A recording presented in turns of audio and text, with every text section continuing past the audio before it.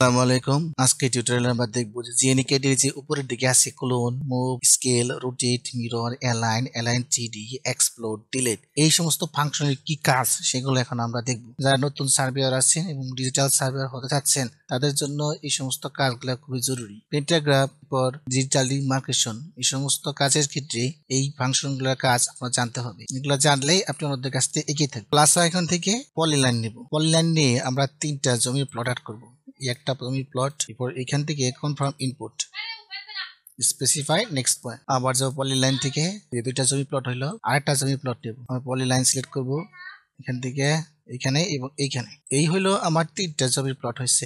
এখন এই জমি প্লটগুলোকে দাগ নাম্বার বসাবো। দাগ নাম্বার বসানোর নিয়ম হচ্ছে এখানে যে টেক্সট বাটন আছে, টেক্সট বাটনটাকে এখন সিলেক্ট করে এখানে একটা ক্লিক করব এবং এখানে একটা ক্লিক করব।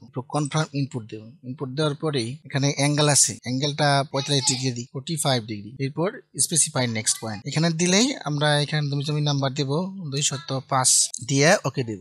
এরপর আরেকটা টেক্সট নেব এখান থেকে এই দিকে, এটার কোনো অ্যাঙ্গেল দেব না। কনফার্ম ইনপুট, এখানে নাম্বার দেব 206। টেক্সট থেকে এখানে একটা ক্লিক করব, এখানে একটা ক্লিক করব, ক্লিক করে এখানে নাম্বার দেব 208 দিয়ে ওকে আমরা সিলেক্ট করে দেব। এখন দেখেন এই লেখাগুলো কিন্তু সমান হয় না, একটা ছোট হয়েছে, একটা বড় হয়েছে, এটা আরো বড় হয়ে গেছে। তো এটা এক সাইজে আনার জন্য এখানে দেখেন সিলেক্ট করে এই যে আই বলের অপশন আছে, এই আই বলে ক্লিক করবেন। আই বলে ক্লিক করে নিচে দিকে আসে দেখবেন যে টেক্সটের হাইট আছে। এখানে টেক্সটের হাইট আছে এই 6374 কপি করবেন। কন্ট্রোল সি দিয়ে এটাকে কপি করলাম। কপি করার পর এটা কেটে দিলাম। এখন এই 206 সিলেক্ট করব। এখন এই 206টা 6 সিলেক্ট করব। সিলেক্ট করার পরে এই যে আই বল আছে, এই আই বলের যে মানটা আছে এখানে কন্ট্রোল ভি দিয়ে দেব, এন্টার চাপ, এটা ওই মানে চলে যাবে। আবার 208কে সিলেক্ট করব।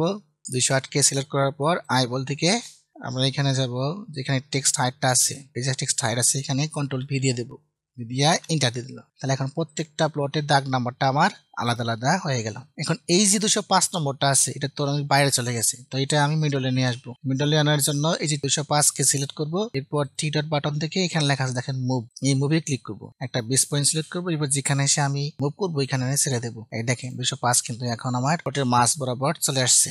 এই যে পুরা 3টা প্লট আছে, এই 3টা প্লটকে আমরা একত্রে সিলেক্ট করব। তো সিলেক্ট করার ক্ষেত্রে তো এইখানে একটা একটা যদি সিলেক্ট করতে যাই তাহলে তো আমার অনেক সময় লাগবে, কারণ যখন পেন্টাগ্রাফ করবেন, ডিজিটাল ডিমার্কেশন করবেন, তখন তো আলাদা আলাদা সিলেক্ট করলে আপনার অনেক টাইম নষ্ট হয়ে যাবে। তো এটাকে কি করবেন, একটা ক্লিকলে সমস্ত প্লটগুলোকে সিলেক্ট করতে পারবেন, অল সিলেক্ট করতে পারবেন। সেটা কি করবেন, হাত দিয়ে যখন ইন্টারফেসে চাপ দিবেন তখন কিন্তু এইভাবে নড়াচড়া করবে, কিন্তু হাতটা আঙ্গুলটাকে একটু সামান্য একটু প্রেস করার পর একটু ধরে ওয়েট করবেন। ওয়েট করার পর যখন দেখবেন যে এটা নড়তেছে তখন এটা কাজ করবে না, কিন্তু একটা সময় আপনি ধরবেন, ধরে নিয়ে এই যে হচ্ছে না, তাহলে কি করবেন, এই যে এখন হচ্ছে, আঙ্গুলটা একটু প্রেস করে ওয়েট করবেন। ওয়েট করার পরে যেখান থেকে সিলেক্ট করবেন সেখানে চারিদিক দিয়ে এটাকে ঘুরিয়ে আনবেন। ঘুরিয়ে আনার পর যেখান থেকে শুরু করছিলেন সেখানে এসে ছেড়ে দিবেন। এই যে সমস্ত বাহুগুলো আবার অল সিলেক্ট হয়ে গেল। অল সিলেক্ট করা অবস্থায় এই থ্রি বাটনে ক্লিক করে এই যে ক্লোন নামে একটা অপশন আছে, এই ক্লোনে ক্লিক করবেন। এখন একটা বেস পয়েন্ট সিলেক্ট করতে হবে। এই বেস পয়েন্ট সিলেক্ট করার পর যেখানে এসে আমি কপি করব, যে জায়গায় কপি করবো এখানে এসে